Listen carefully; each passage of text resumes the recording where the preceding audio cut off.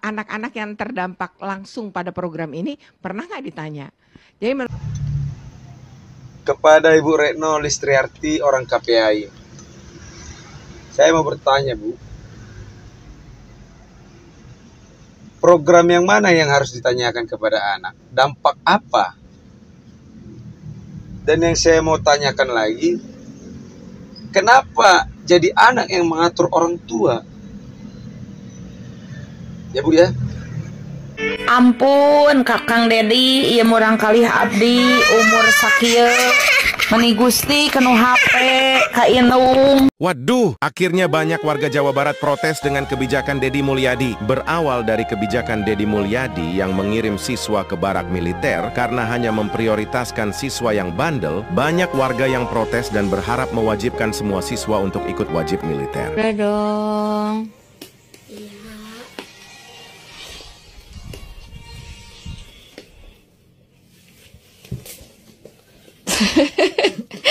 Pak Dedi, alhamdulillah nih anak saleh katanya ke rumah. Terus masih mau main game terus? Terus gimana? Mau didaftarin aja atau mau nurut? Mau mainnya malam aja, kamu lama-lama 30 menit lagi. Berarti ke orang tua teh harus apa?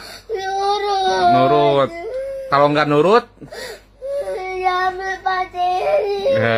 berarti kudu tidur jam berapa sekarang? Terus aja. Kenapa tadi disuruh mandi langsung mandi? Aku menurut. Kenapa? Aku bilang Takut apa? mau tobat. Tobat. Mau nurut mau.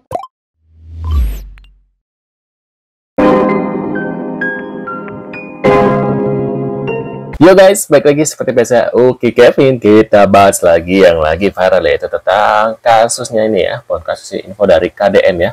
Kang Deddy Mulyadi sentil lembaga elit yang kritik kebijakannya guys ya. Dan kita lihat beberapa infonya dari KPAI ya, Bu Retno. Ini yang sepertinya tidak setuju dengan apa yang akan dilakukan oleh Kang Deddy ini guys. Nah, kita lihat beberapa infonya dan kita langsung simak bareng-bareng. Buat kalian sudah subscribe, aku ucapin terima kasih banyak. Mudah-mudahan rezeki kalian selalu lancar dan dipermudahkan urusannya dan sehat selalu ya, dan panjang umur guys. Kita lihat bareng-bareng guys. saya bukan soal setuju, tapi menurut saya tidak efektif.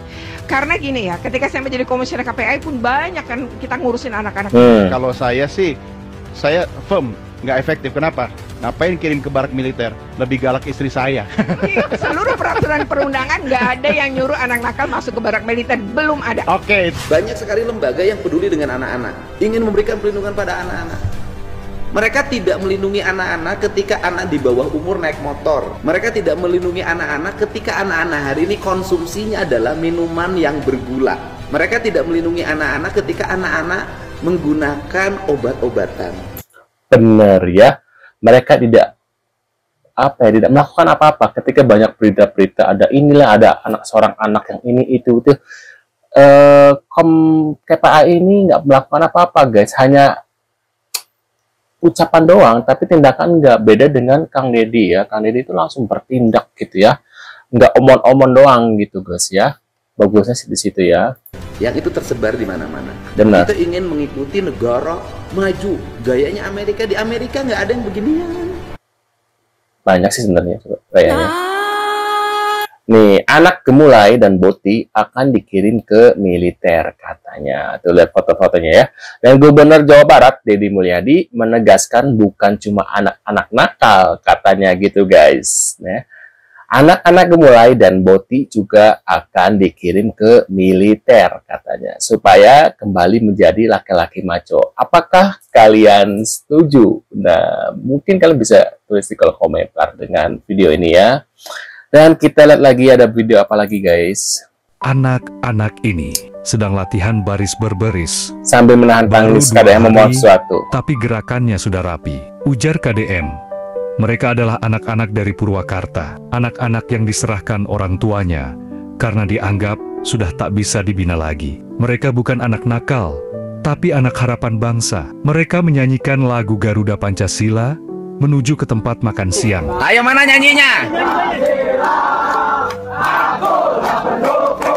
Waduh, semangat sekali ya.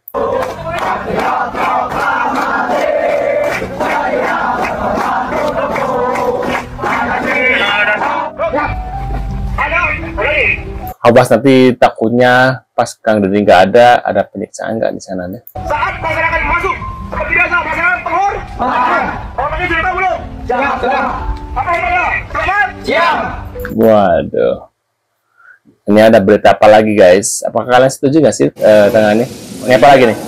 Deddy Mulyadi menerima 20 siswa SMA SMK Majalengka dan Indramayu di Rindam 3 Siliwangi, Lembang katanya guys. Kita lihat ya. Sama ya. ML. Kamu pengen Mobile Legend. main ML. Nanti di sini lepas HP loh. HP-nya disimpan. Nanti kamu langsung kesurupan mana HP.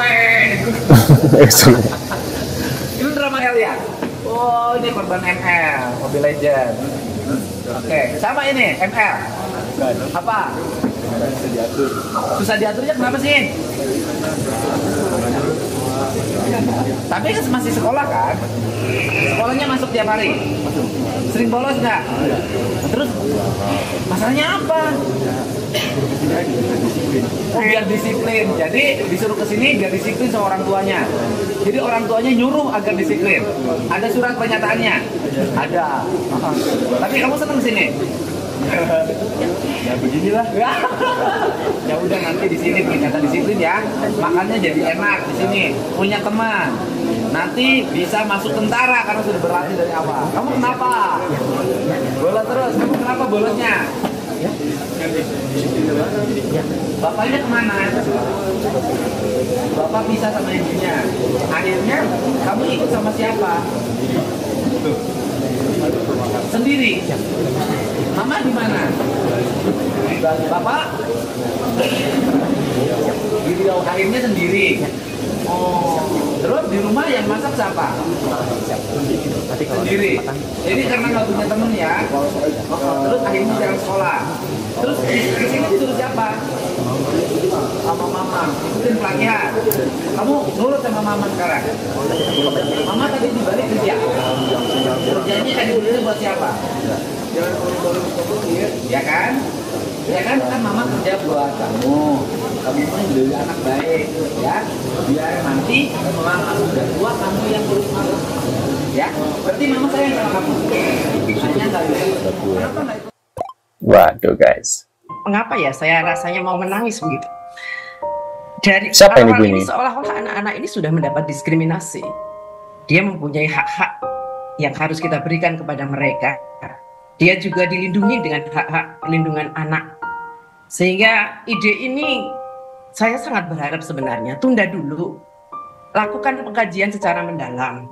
Baru kemudian dieksekusi kalau memang secara kajian itu memungkinkan dan tidak akan berpengaruh besar ke depan. Jadi, mengapa saya mengatakan saya hampir menangis? Saya sering berhubungan, berkomunikasi dengan anak-anak yang mempunyai kebutuhan khusus di dalam hal ini karena masalah sosial. Lalu mereka juga ditangkap di kantor dibawa ke kantor polisi karena dia punya kegiatan klitih atau tawuran kalau di Jogja.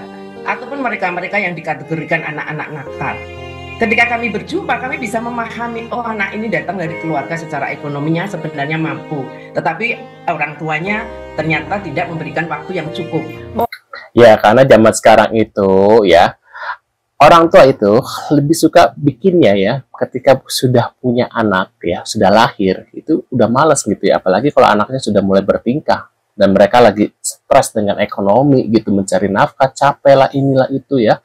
Ketika anak bertingkah lah ini ya, mereka kayak udah kelabatan gitu ya. Makanya aduh, zaman sekarang itu yang paling penting sebenarnya yaitu adalah kebijakan ini guys yang baru, yaitu tentang sebelum menikah ya. Mereka tuh sebelum menikah tuh harusnya belajar dulu nih bagaimana mendidik anak gitu ya, jangan asal bikinnya aja gitu guys. Makanya banyak anak-anak zaman sekarang itu agak susah diatur karena orang tua itu nggak bisa mendidik anak gitu guys. Sebenarnya zaman sekarang beda zaman dulu ya, karena sekarang itu banyak pengaruh namanya gadget ya, dan Emang agak susah kalau udah terpengaruh dengan gadget tuh guys ya.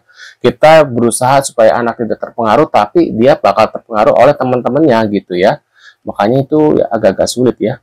Nah, kita lihat lagi. Mulai dari yang single parent, ternyata dia melakukan kelakuan seperti ini karena perhatian terhadap anak tersebut kurang. Oh, ternyata yang ini terhadap lingkungannya atau lingkungannya mendukung untuk dia berbuat sedemikian karena tidak terkontrol oleh orang tua maupun guru. Ya harusnya penting juga orang tuanya juga sih untuk pendidikan ya. Mereka juga harus dididik bagaimana ketika mereka punya anak itu tuh harus ya tahu ya caranya seperti apa gitu guys. Harusnya ada pendidiknya ya, parenting gitu guys. Harusnya.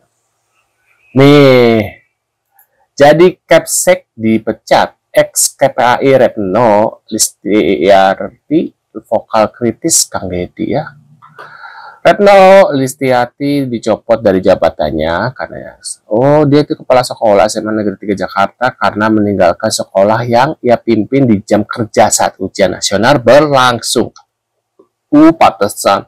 Kemudian dia melakukan gugatan ke PT UN karena tidak terima pencopotan tersebut.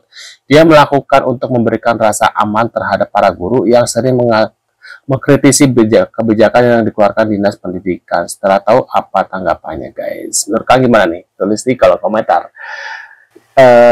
Tanggapan kalian tentang info-info yang baru aku putar ini. Mungkin kalian punya komentar apa, bisa tulis di kolom komentar ya. Terima kasih dan sampai jumpa di video selanjutnya. Saya selalu buat kalian ya. See you guys.